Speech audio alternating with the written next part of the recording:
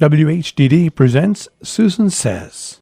Well, I'm still both in a state of shock, but really happy that the brave jury in the Chauvin murder case actually convicted on all three accounts. The best I had hoped for was manslaughter, and then I was worried that cities would burn if it was none of the three. The trial was a casebook study in great prosecution. It was riveting. I watched every moment. Of course, I thought that the charges were proven over and over again, and that one witness, Dr. Tobin, was the best. But given the history of cops getting off, this was a welcome and well-needed surprise. Of course, there will be an appeal, and Maxine Waters didn't help. Go away, lady. Let justice take its course. What she did to me was the same as deranged Donnie riling up the crowd before January 6th. But anyway. And now all these other cases. This young girl stabbing another, shot dead. Well, this is tricky. The cop would have been negligent if he had not acted, and she had wounded or killed the other girl. She was attacking someone. What led to the confrontation? We don't know a lot yet.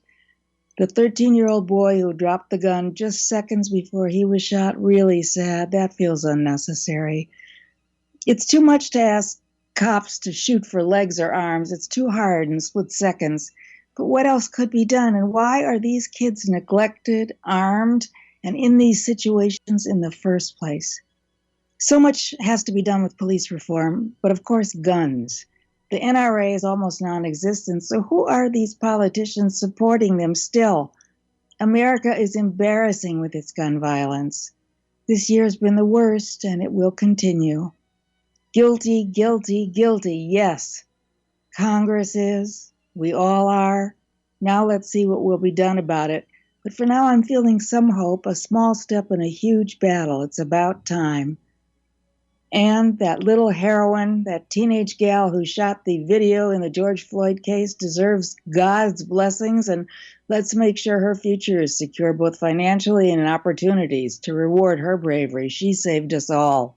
Susan Silver was one of the original writers of such TV classics as The Mary Tyler Moore Show, Maude, and Bob Newhart. She lectures and teaches sitcom writing and had a column on the New York Social Diary called The Search for Mr. Adequate. She hasn't found him yet. Appearing on TV and radio often, she expresses her views on life and opinions on everything.